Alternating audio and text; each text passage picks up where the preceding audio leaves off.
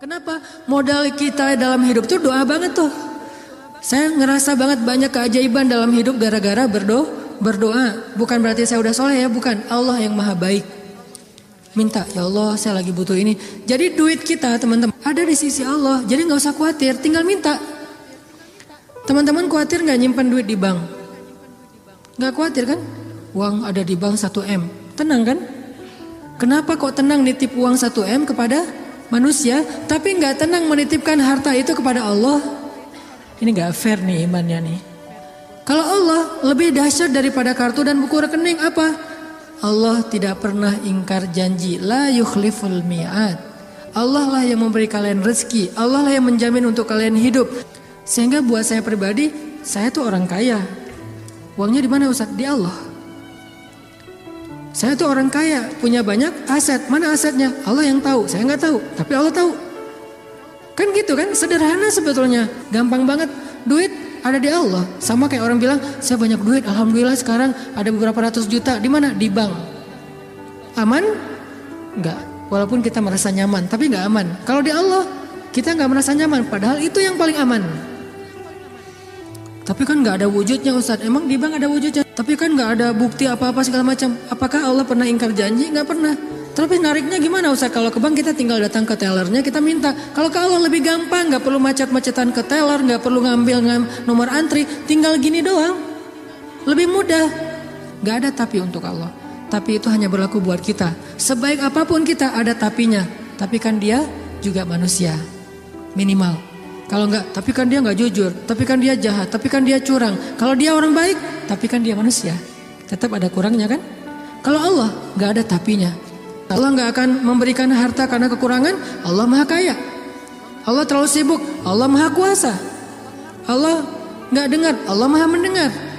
Allah misalnya gak melihat. Allah maha menyaksikan. Apa sih yang kita persoalkan dari Allah? Tinggal gini doang. Tapi saya udah sering gini gak didengar sama Allah. Berarti kita gak punya kontrak. Kontrak itu udah kita batalin dengan makanan yang haram. Kontrak itu udah kita batalin dengan memutuskan silaturahim. Kontrak itu udah kita batalin dengan berburuk sangka kepada Allah. Itu kan yang membatalkan kontrak. Begitu kita berburuk sangka kepada Allah, apa sih maunya Allah nih? Ya Allah, please tolong saya dong. Tapi ngomongnya apa sih maunya? Allah, batal kontraknya. Harusnya kita mengatakan, ya Allah, bantu saya ya Allah.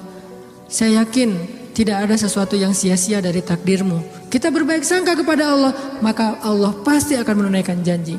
Wa aufu bi ahdi, ufi bi ahdikum. Tunaikan janji kalian kepada aku tunaikan janji aku kepada kalian. Modal itu doa banget teman-teman. Doa banget. Cinta, mau dapat sahabat, mau dapat pasangan, mau dapat kasih sayang orang tua, mau dapat doa dari orang-orang soleh, mau dapat rezeki yang berkah, mau dapat terutama cinta dari Allah. Caranya adalah menengadahlah ke langit, bukan ke bumi.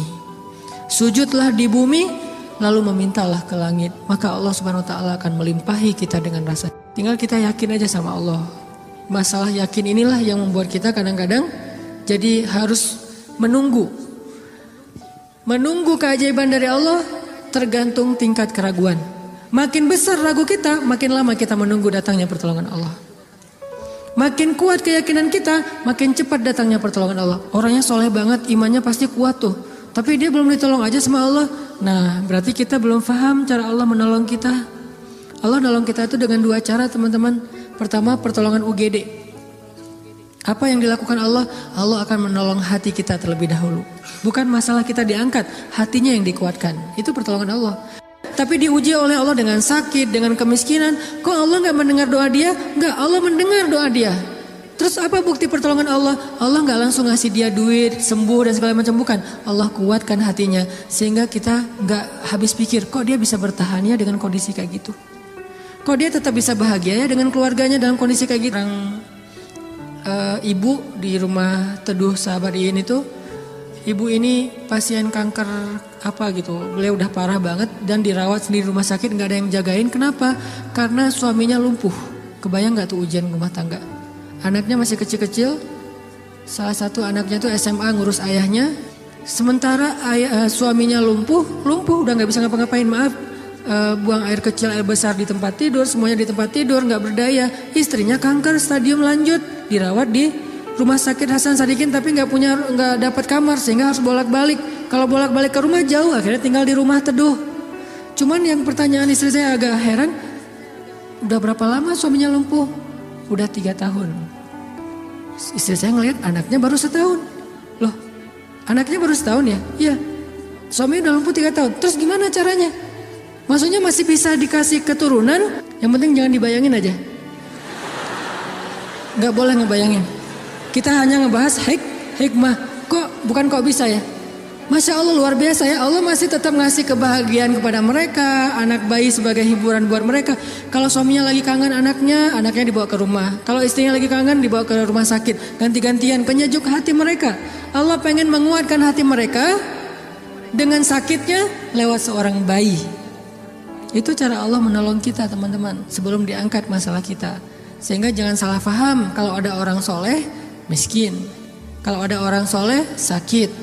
Kalau ada orang soleh kena musibah terus. Mungkin Allah tidak langsung menyelesaikan masalah dia. Tetapi Allah lebih suka untuk menjaga hati dia.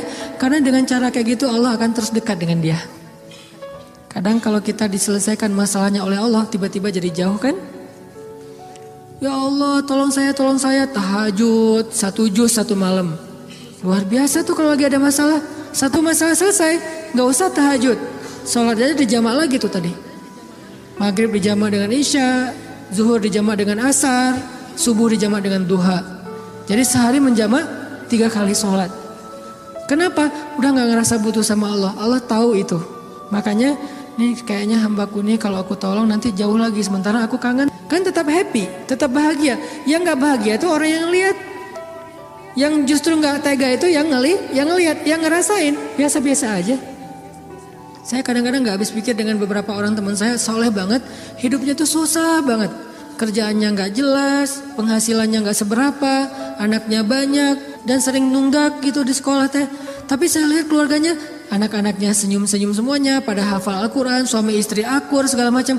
Kok mereka bisa bahagia dengan modal hidup yang cuma segitu, sementara ada keluarga lain yang modal hidupnya berlimpah tapi gak bahagia. Karena yang ini ditolong hatinya, yang itu tidak ditolong hatinya. Minta aja sama Allah, apapun masalah kita.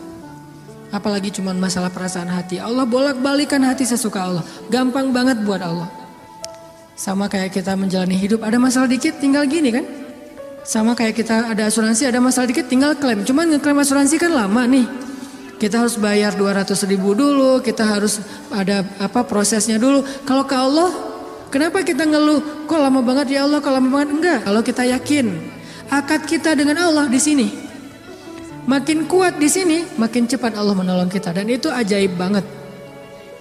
Saya nolak kalau misalnya Allah mau mendatangkan sesuatu dalam hidup saya, gimana pun ditolak tetap akan datang. Tetap akan ketemu. Alam yajidka yatiman fa'awah wa wajadaka dhallan fahada wa wajadaka ailan fa'aghna. Itu yang jadi modal kita. Bukankah dulu kita pernah ngalamin masa-masa sendiri kemudian Allah beri kita keluarga?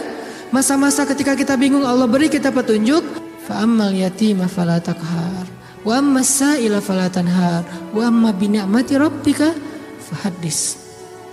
Apa maksud wa amma bi ni'mati rabbika fahaddis? Nikmat Tuhanmu itu dibicarakan. Maksudnya apa? Untuk membuat kita makin yakin sama Allah. Ya, dulu kan Allah pernah nolong kita. Dulu kita pernah lapar, Allah yang beri kita makan. Dulu kita pernah bingung di sebuah kota mau kemana, Allah kasih kita tempat tinggal. Dulu kita pernah bingung sendiri, Allah kesepian sendiri, Allah kasih kita keluarga. Itu yang dibahas untuk tajdidul iman, memperkuat iman kita kepada Allah Subhanahu wa taala. Jadi kesimpulannya teman-teman, bahwa kita butuh apa aja mintalah sama Allah, termasuk cinta. Jangan begging kepada manusia, karena itu akan menjatuhkan harga diri kita. Kalau mau begging, mengemislah kepada Allah Subhanahu wa taala. Makin kita mengemis kepada Allah, makin Allah angkat derajat kita. Makin mengemis makin mulia. Kalau ke manusia makin mengemis makin hina. Mudah-mudahan ini menjadi booster buat kita, bukan hanya dalam masalah pernikahan, tapi juga dalam semua masalah hidup kita. Dan la tahzan, innallaha ma'ana. Gak usah khawatir, jangan sedih, jangan putus asa. Allah itu selalu bersama kita. Kenapa kita tidak mengandalkan ini dalam hidup kita?